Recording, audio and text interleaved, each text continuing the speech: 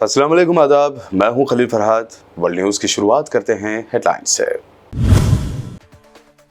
पूरी दुनिया में अगले 25 सालों के बाद इस्लाम का होगा गलबा और इस्लाम बन जाएगा सबसे बड़ा मजहब।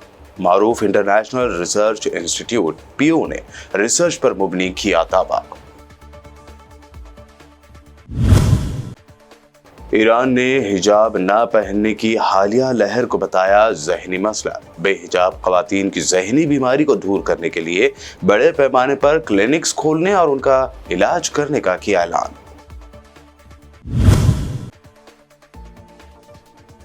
लेबनान जंग के दौरान इसराइल को लगा दूसरा सबसे बड़ा झटका। हिजबुल्लाह के जंगजुओं के साथ झड़प में एक ही दिन में 6 इसराइली फौजी हुए हलाक।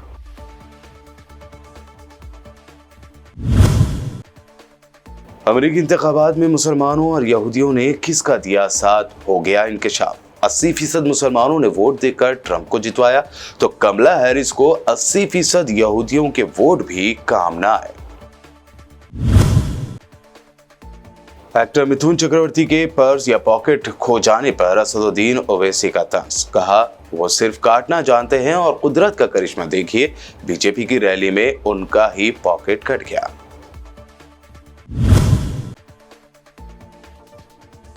अरबपतियों की कठपुतली हैं नरेंद्र मोदी। वो जो कहते हैं मोदी वही करते हैं। झारखंड में इंतखाबी जलसे से कांग्रेस कायद राहुल गांधी ने चलाए पीएम पर तंजिया तीर। ये थी हेडलाइंस। बढ़ते हैं खबरों की तफसील की जानिब। अगले 25 साल में पूरी दुनिया में इस्लाम का गलबा होगा और ये सबसे बड़ा मजहब बन जाएगा। मारूफ बैनुल अक़वामी रिसर्च इंस्टीट्यूट पीओ ने ये नई रिसर्च की है जिसमें बताया गया है कि 2050 तक इस्लाम दुनिया का सबसे बड़ा मजहब बन जाएगा। पीओ रिसर्च सेंटर के the future of world religions के मुताबिक इस इदारे ने अपनी रिसर्च में इस बात का अंदाजा लगाया है कि इस सदी के दरमियान तक इस्लाम दुनिया का सबसे ज्यादा पैरवी करने वाला या मानने वाला मजहब बन जाएगा। ईरान ने खवातीन के हिजाब ना पहनने की हालिया लहर को जहनी मसला करार दिया है, जबकि बेहिजाब खवातीन के लिए अहम ऐलान भी कर दिया गया है। बैनुल अक़वामी खबर रसां इदारे की रिपोर्ट के मुताबिक ईरान ने हिजाब ना लेने वाली खवातीन के लिए क्लिनिक खोलने का ऐलान कर दिया। गैर मुल्की मीडिया की रिपोर्ट के मुताबिक ईरानी हुकूमत की जानिब से इस हवाले से तेहरान में नए क्लिनिक के लिए मनसूबाबंदी का ऐलान सामने आया है। इस क्लिनिक की मनसूबाबंदी की निगरानी करने वाली महरी तालिबी दुरस्तानी ने बताया कि ये ईरान का पहला काउंसलिंग क्लिनिक है जो बेहिजाब खवातीन का साइंसी और नफ्सियाती तरीक़ेकार से इलाज करेगा। लेबनान में जारी इस्राएली ग्राउंड ऑपरेशन के दौरान हिजबुल्लाह के साथ झड़पों में इस्राएली फौजियों की हलाकतों का सिलसिला जारी है। ताज़ा हमले में हिजबुल्लाह ने 6 इस्राएली फौजियों को हलाक किया है, जिसकी तस्दीक इस्राएली फौज ने की है।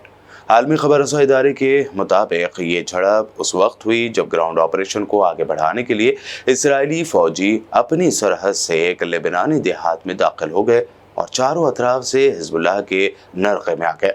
इस्राएली फौज का कहना है अहलकार जुनूबी लेबनान के एक देहात में कार्रवाई करते करते एक इमारत में दाखिल हुए जहां हिजबुल्लाह के 4 जंगजू बैठे हुए थे। फायरिंग के दौरान 6 इस्राएली फौजी हलाक हो गए।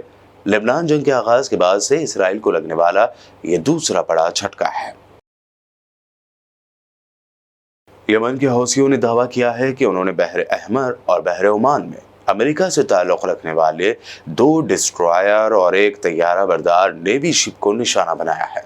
बैनुल अक़वामी खबर रसां इदारे की रिपोर्ट के मुताबिक हौसियों के फौजी तर्जुमान याहिया सिरी ने दावा किया कि हौसियों ने बहर अहमर और बहर ओमान में 2 हमले किए जो 8 घंटे तक जारी रहे। इसराइल ने सीरिया के दारुल हुकूमत दमिश्क के रिहायशी इलाके पर हमले कर दिए जिसमें 15 अफराद शहीद हो गए।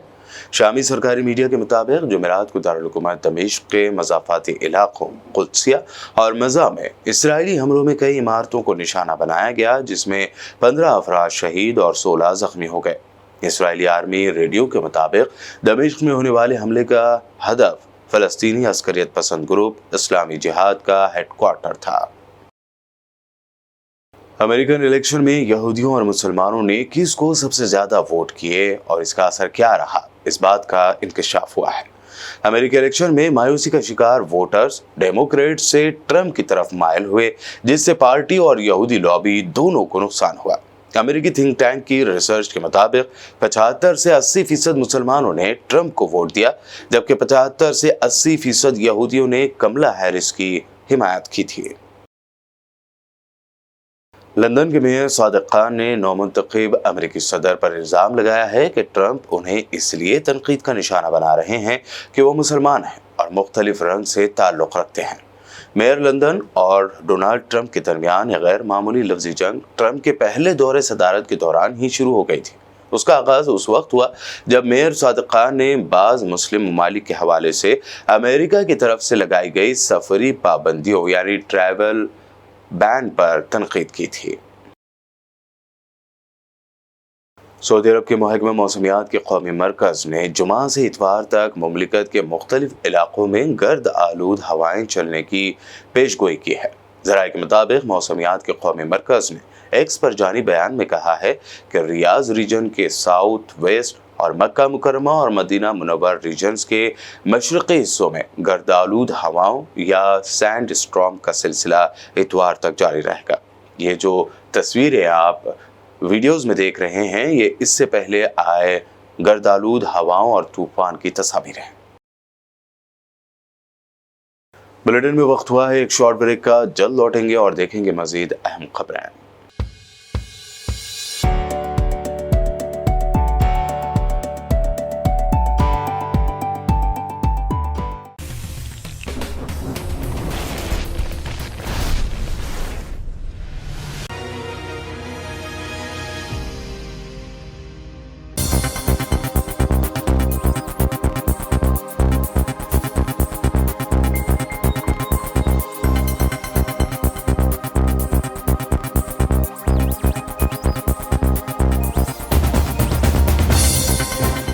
ब्रेक के बाद आइए अब देखते हैं अहम नेशनल न्यूज़। महाराष्ट्र में इंतखाबी जलसों में मसरूफ मजलिस इत्तेहादुल मुस्लिमीन के सदर असदुद्दीन ओवैसी ने बीजेपी लीडर और एक्टर मिथुन चक्रवर्ती पर तंज व तनकीद की है।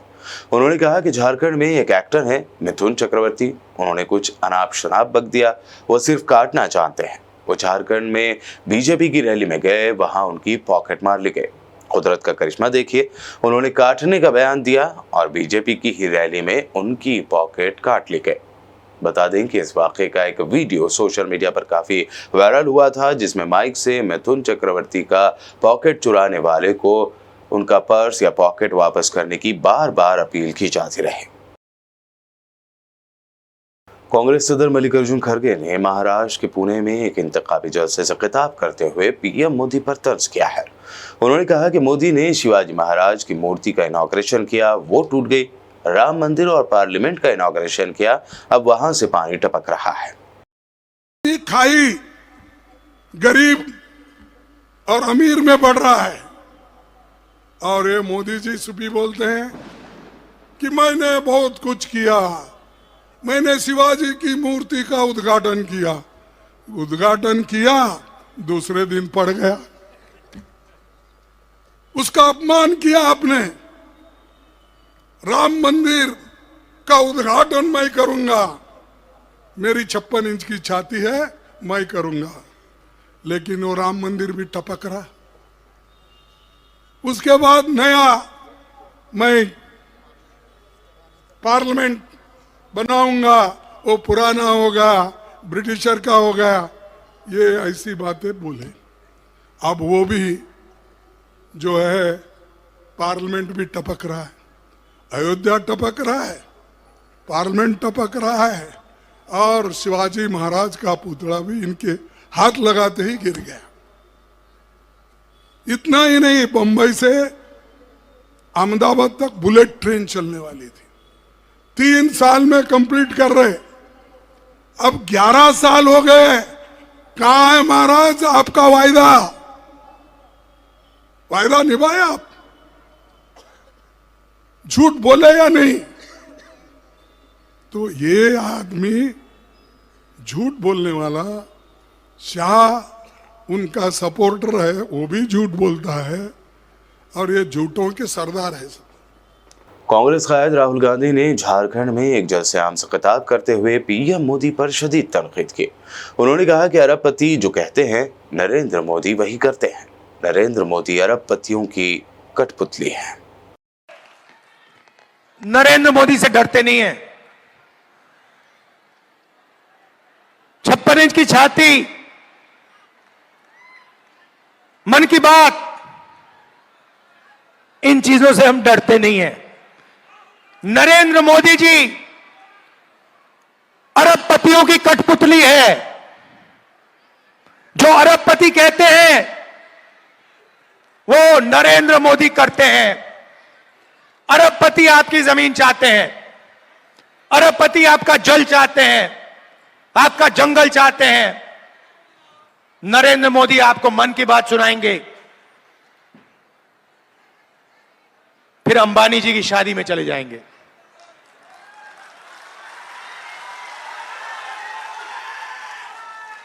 आपको पाठ सिखाएंगे, लंबे लंबे भाषण करेंगे और फिर शाम को अंबानी जी की शादी में जाएंगे, खाना खाएंगे, नाच गाना देखेंगे। भाइयों और बहनों, 16 लाख करोड़ रुपया, 16 लाख करोड़ रुपया गरीबों का पैसा छीनकर नरेंद्र मोदी जी ने अरबपतियों का माफ किया है। महाराष्ट्र में चुनाव चल रहा है, वहां पे बंबई में जमीन है, धारावी में जमीन है, 1 लाख करोड़ रुपए की जमीन है। बंबई की जमीन, देश की सबसे महंगी जमीन। नरेंद्र मोदी जी और महाराष्ट्र की सरकार वो जमीन अदानी जी को देने की कोशिश कर रहे हैं। हमारी सरकार थी, महाराष्ट्र में हमारी सरकार थी, हमारी सरकार को जमीन छीनने के लिए गिराया गया, एमएलए खरीदे गए, सरकार गिराई गई। क्यों? अदानी जी की मदद करने के लिए। यही हो रहा है देश में। महाराष्ट्र के नागपुर में एक इंतखाबी जलसे से खिताब करते हुए नौजवान कांग्रेस लीडर कन्हैया कुमार ने बीजेपी पर जमकर तनकीद की। उन्होंने कहा, धर्म बचाने की जिम्मेदारी एक आम शहरी के साथ साथ सियासी लीडरों के बच्चों की भी है। कहीं ऐसा ना हो कि हम धर्म बचाते रहें और डिप्टी सीएम की बीवी इंस्टाग्राम पर रील बनाती रहे। कन्हैया कुमार ने इशारतन महाराष्ट्र के डिप्टी सीएम देवेंद्र फडणवीस की बीवी पर तनकीद की है। लोकतंत्र को बचाना भी इस देश का नागरिक होने के चलते हमारा धर्म है। जिस लोकतंत्र के चलते, जिस संविधान के चलते आज मैं यहाँ खड़ा होकर के भाषण दे रहा हूँ, उसकी रक्षा करना हमारा धर्म है। अगर ये धर्म युद्ध है और धर्म को बचाने का सवाल है, जो भी नेता आपके सामने धर्म बचाने का भाषण देता है, उससे बस एक बात पूछना है, एक्सक्यूज मी सर, आप धर्म बचाना चाहते हैं, 1 मिनट आपका चाहिए, बस ये बता दीजिए कि धर्म बचाने की इस लड़ाई में आपका बेटा बेटी भी हमारे साथ चलेगा ना? समझे बात को? कि ऐसा तो नहीं होगा कि धर्म बचाने की जिम्मेवारी हमारी और ऑक्सफोर्ड कैम्ब्रिज में पढ़ने की जिम्मेवारी आपके बाल बच्चों की। अगर धर्म बचाना है तो सब मिल करके बचाएंगे। ऐसा तो नहीं होगा ना कि हम लोग धर्म बचाएंगे और जो है डिप्टी सीएम साहब की पत्नी जो है वो इंस्टाग्राम पे रील बनाएंगी। ऐसा तो नहीं होगा ना, सब लोग मिलकर धर्म बचाएंगे। यही बात मैंने भाजपा के एक दोस्त को कहा। हमने कहा कि दोस्त, धर्म बचाना है तो चलो नेताओं के बच्चे भी धर्म बचाएंगे। तो भाजपा का वो जो हमारा दोस्त था वो बोला, लेकिन योगी जी और मोदी जी को बेटा बेटी नहीं है। हमने कहा भतीजा है ना, बेटा बेटी नहीं है, भतीजा है ना। जैसा चलेगा ना हमारे साथ धर्म बचाने के लिए। होशियारी कर रहे हो सर, होशियारी अब हम समझने लगे हैं।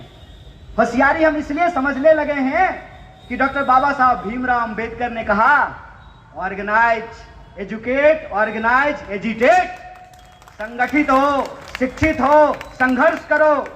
हमने आपका नमक खाया है, आपके टैक्स के पैसे से हमने पढ़ाई की है, आंख फोड़ करके हमने पीएचडी की है। तो अब हमको ये सियासत समझ में आती है, ये खेल समझ में आता है। यह खेल समझ में आता है कि उनका बेटा बीसीसीआई में आईपीएल में टीम बना रहा है और हमको कहता है कि ड्रीम 11 पर टीम बनाइए। बताइए, क्रिकेटर बनाने का सपना दिखा करके जुआरी बनाना शुरू कर दिया है। अब हमको समझ में आने लगा है कि इस देश के अंदर चल क्या रहा है। चल ये रहा है कि बहुत आसानी से हम भावुक लोग हैं, हम भारत के लोग हैं, हमारी दिल में भावनाएं होती हैं, हमारी भावनाओं को भड़का करके, हमारी भावनाओं का गलत इस्तेमाल करके हमसे हमारा हक और अधिकार छीना जाता है। दिल्ली में दीगर पार्टियों के लीडरों का आम आदमी पार्टी में ज्वाइन होने का सिलसिला जारी है। इसी के तहत आज आप कन्वेनर अरविंद केजरीवाल की मौजूदगी में कांग्रेस से 3 मरतबा एमएलए रह चुके वीर सिंह धिंगान ने आम आदमी पार्टी ज्वाइन कर ली। नमस्कार साथियों, आज आम आदमी पार्टी के लिए एक बड़ा खुशी का दिन है। आज हमारे साथ दिल्ली के बड़े एक नामी जामी और बहुत ही दिल्ली के लोगों के बीच में काम करने वाले 3 बार से 3 टाइम्स सीमापुरी विधानसभा से विधायक रहे, खादी ग्रामोद्योग दिल्ली सरकार के और एसटी जो दिल्ली सरकार का बोर्ड है उसके चेयरमैन रहे और दिल्ली की जनता में हमेशा दलित समाज के लिए और ख़ासकर दिल्ली के लोगों के लिए ज़बरदस्त काम किया। ऐसे वीर सिंह धिंगान जी आज आम आदमी पार्टी ज्वाइन कर रहे हैं। और अब आखिर में हेडलाइंस पर डालते हैं एक और नजर। पूरी दुनिया में अगले 25 सालों के बाद इस्लाम का होगा गलबा और इस्लाम बन जाएगा सबसे बड़ा मजहब। मारूफ इंटरनेशनल रिसर्च इंस्टीट्यूट पीओ ने रिसर्च पर मुबनी किया दावा। ईरान ने हिजाब ना पहनने की हालिया लहर को बताया ज़हनी मसला। बेहिजाब खवातीन की ज़हनी बीमारी को दूर करने के लिए बड़े पैमाने पर क्लिनिक्स खोलने और उनका इलाज करने का किया ऐलान।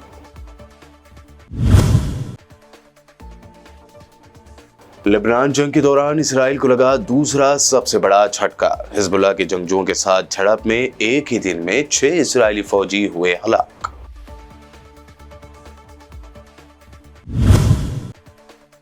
अमेरिकी इंतखाबात में मुसलमानों और यहूदियों ने किसका दिया साथ, हो गया इंकशाफ। 80% मुसलमानों ने वोट देकर ट्रंप को जितवाया तो कमला हैरिस को 80% यहूदियों के वोट भी काम न आए।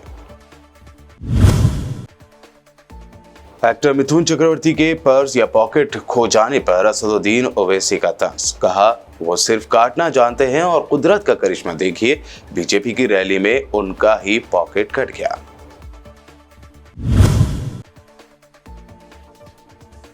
अरबपतियों की कठपुतली हैं नरेंद्र मोदी, वो जो कहते हैं मोदी वही करते हैं।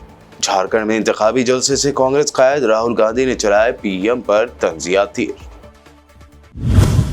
वर्ल्ड न्यूज में आपने देखी अब तक की अहम नेशनल व इंटरनेशनल न्यूज। आप तमाम से फिर अपील, हमारे नए चैनल बीपीएन न्यूज डिजिटल को भी सब्सक्राइब जरूर करें। देखते रहिए बीपीएन चैनल।